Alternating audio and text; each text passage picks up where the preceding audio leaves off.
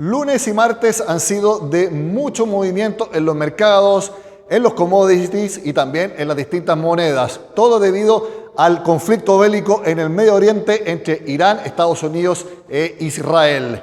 Las bolsas han sufrido bastante, especialmente este martes. Es parte de lo que vamos a analizar junto al Chief Investment Officer de Credit Corp Capital, Klaus Kempf, a quien le agradezco por estar nosotros acá en el noticiero de Renta 4. Klaus, ¿cómo estás? Hola, muchas gracias por invitarme, Nicolás. Feliz. Klaus, ¿cómo evalúas la reacción que ha tenido en los mercados tanto lunes y martes, donde hemos visto algo más de caídas este martes? Sí, efectivamente ayer los mercados estuvieron bastante tímidos en la reacción, no cayeron mucho. De hecho, uno vio al S&P que terminó incluso subiendo. El precio del petróleo ayer, si bien subió de manera relevante, alcanzó en el WTI niveles de $71 el barril. Pero hoy día ya vemos que esos números estaban subiendo de manera relevante hasta más o menos las 2 de la tarde y se devolvieron un poquito en el margen porque al parecer Trump estaría con la intención de apoyar a los barqueros, a los buques petroleros para que puedan trasladar petróleo por el estrecho de Hormuz. Entonces estamos en esa incertidumbre aún, pero todo apunta a que este conflicto no es algo que se vaya a resolver de un día para otro y que sí puede tener algo de impacto en el petróleo y en los mercados. Debiéramos entonces ver bastante incertidumbre y volatilidad día a día, dependiendo de cómo se vaya desarrollando este conflicto en el cual la verdad no sabemos por dónde puede ir evolucionando. Hay algunas variables que yo creo que son claves. Lo primero es entender si la capacidad de exportación de petróleo del Medio Oriente se puede ver afectada de manera más de largo plazo. Hay dos formas de que se vea afectada. Una es que la guerra se extienda por mucho tiempo. Entonces, si la guerra se extiende por mucho tiempo, eso disminuye la salida de petróleo del Medio Oriente. Pero también hay otra manera que es la destrucción de la capacidad de extracción o de refinamiento de petróleo en el Medio Oriente, y eso es algo que no hemos visto tanto todavía. Hemos visto algunos drones, algunos misiles de Irán que están cayendo en refinerías de petróleo en los vecinos, ¿cierto? No exactamente en Israel, sino que en los vecinos de Arabia Saudita, por ejemplo, en Qatar.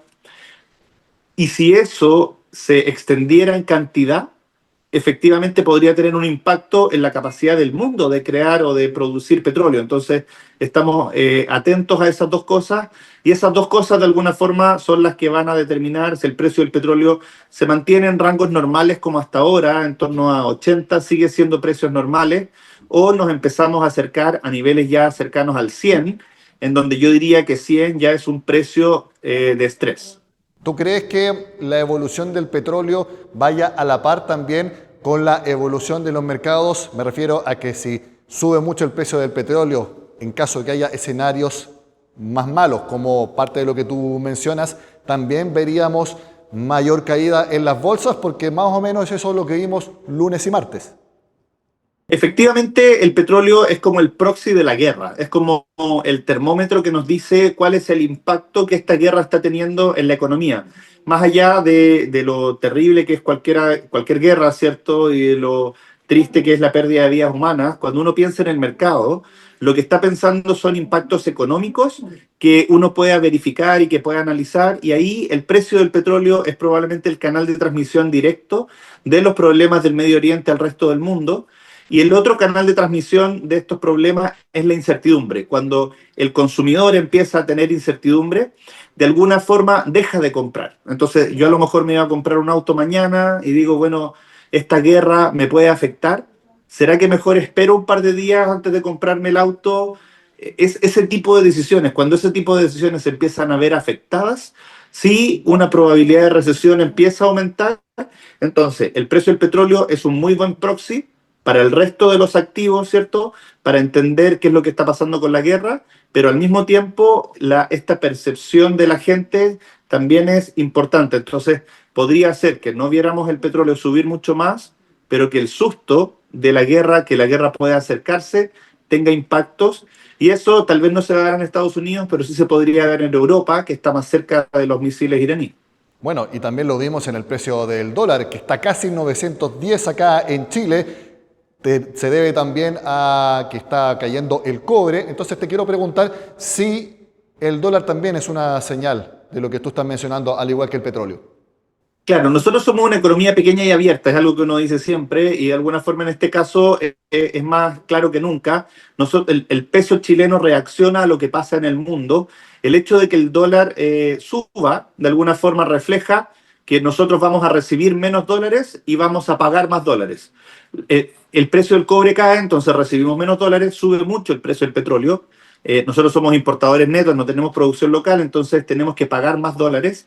Y además de eso, lo que estamos viendo es un fortalecimiento del dólar en el mundo.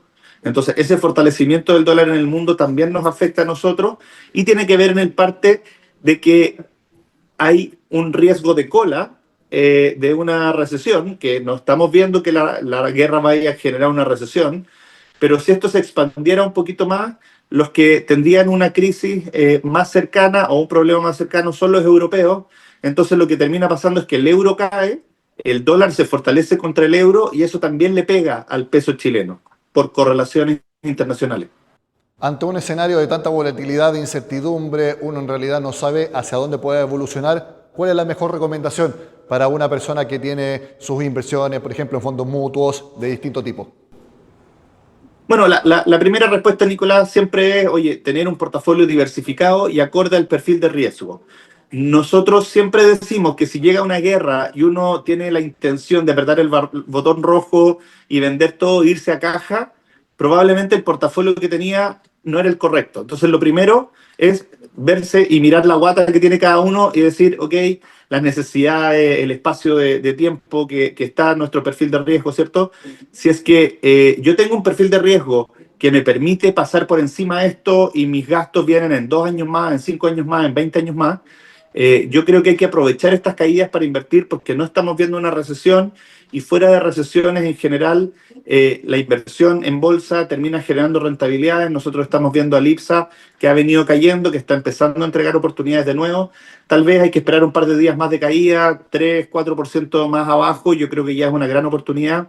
El S&P lo mismo, hoy día cayó un poco, si cae 3 o 4% más, probablemente la oportunidad se va a dar ahí de tener una pequeña compra de construcción de portafolio de mediano plazo.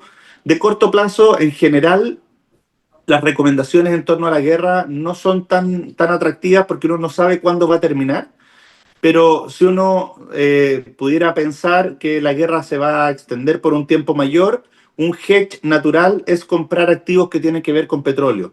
Entonces, eventualmente, si yo tengo la impresión que la guerra se va a extender por más tiempo, uno podría comprar el sector de energía en Estados Unidos o el sector de energía internacional. Hay algunos ETF súper eficientes. O podría comprar también acciones latinoamericanas que ya se ha visto golpeada la moneda y que tienen producción de commodities de manera relevante. Entonces, commodities y energía son una buena alternativa como hedge a este escenario de riesgo que pueda extenderse. Y para alguien que quiera mirar y aprovechar esta oportunidad de compra como algo más de largo plazo, nosotros estamos viendo acciones latinoamericanas, ¿cierto? Y también estamos viendo bonos con un grado de rendimiento o de tasas más altas que un bono del Tesoro. Creemos que los spreads se han estado ampliando un poco y eso entrega algo de rentabilidad hacia adelante potencial. Klaus Kempf, Chief Investment Officer de Credit Corp Capital, muchas gracias por explicarnos el panorama que se avecina, los distintos escenarios y, por supuesto, las recomendaciones para que las personas tengan bien diversificadas y busquen la mejor rentabilidad posible de sus fondos. Que estén muy bien, gracias por acompañarnos. Muchas gracias, Nicolás. Un gusto. Y gracias a ustedes por estar con nosotros en este noticiero de Renta 4. Por supuesto que seguiremos analizando cómo se vaya desenvolviendo este escenario bélico en el Medio Oriente.